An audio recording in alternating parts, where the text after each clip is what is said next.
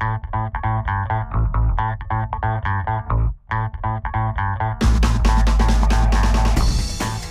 probably had more hair when you started this week, right?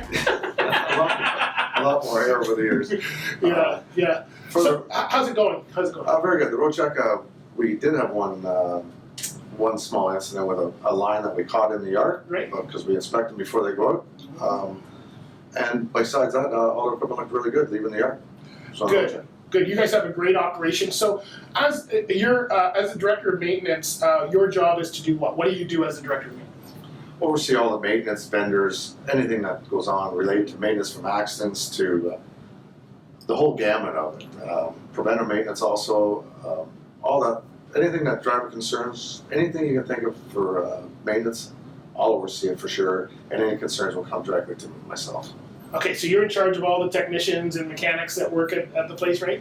For sure, and cross Canada. Okay. All right, so I'm going to be one of those whiny drivers. You know, my air conditioning doesn't work or whatever. So nowadays it's changed. There was a time when, you know what, get down the road and deal with it, right? But now you can't do that. So when drivers have issues, what kind of issues are you seeing from drivers? Because you guys have pretty good equipment. Our equipment is fairly newer. Yeah.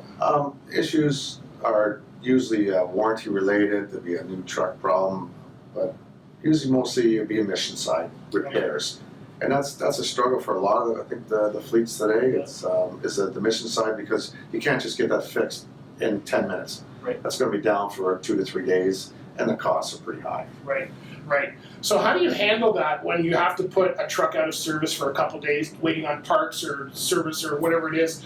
Does that driver lose miles? That's a thing that a lot of drivers worry about. Is now what do I do? Do you have other trucks to give them, or? Normally they try not to have any extra trucks, but if a driver is down and we want him to move, we will rent a truck just to keep the wheels turning and keep the freight moving, and keep the driver happy, because you know yourself, driver retention is huge. Oh, yeah, and we all want the big truck. So you guys have owner operators as part of your fleet. Do you handle their maintenance for them as well, or? No, they handle their own maintenance, but if they have a breakdown on the road, they can use Rosedale's accounts, and we can help them out that way. As a fleet, you must get some special breaks. Our owner operators have to take advantage of, like special pricing on tires or anything like that. Exactly, for sure. Any pricing that Rosedale pays for their Rosedale's equipment, the owner operators, that'll go to the owner operators as well. Yeah. Do you see owner operators taking advantage of that? I don't see a lot of it, but there is a small percentage. Right. Yeah. Okay. Yeah. Because I find a lot of owner operators, maybe if they don't have their own place set up, they don't want to use that. There's so much savings. If you're planning ahead and I need a set of tires, in January or next year, whatever it is, that I'm starting to plan for that now and start looking at the different accounts, right? Oh, I agree 100% that it's a better savings. And then, like you said, they can forecast their cost. They can say, okay, my PMs are laid out like a certain distance or certain mileage away, and they can plan it through us. And then they can do it on their downtime. Right. And we have vendors here, if they park the unit here, we have vendors that will come and pick their truck up and take it away for them, so they don't lose any home time. That's the secret, to plan it so you don't lose any home time. So we're in the middle of road check, inspections are hot. What are you seeing as far as drivers doing inspections? Are they missing spots, or why are we having a road check to begin with? What's some inspection tips, maybe? Well, pre-trip, of course, post-trip is number one, of course, for them. Stuff that usually would get missed, maybe something right underneath the trailer, because a driver's not going to get right underneath the trailer. He's going to do his visual, he's going to see what he can, and then maybe the odd rubbing line that's way up underneath on a valve that the driver can't see. I can see that being missed, but besides that, they're pretty good at their pre-trips.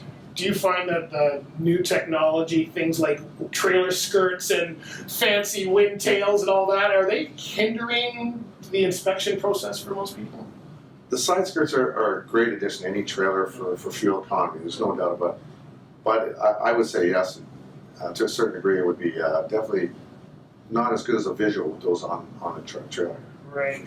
And what kind of operation do you have? So I'm sure you're not going out fixing every truck. I know you guys have 600 employees across Canada and the US, so do you have teams of mechanics? Do you, would each location have garages? How does it work as far as network? Rosedale Canada is vendor based. We do not have a shop in any location. Oh, okay.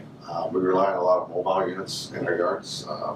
We set up vendor contracts, relationships with them, and we do really have some really good relationships with a lot of vendors.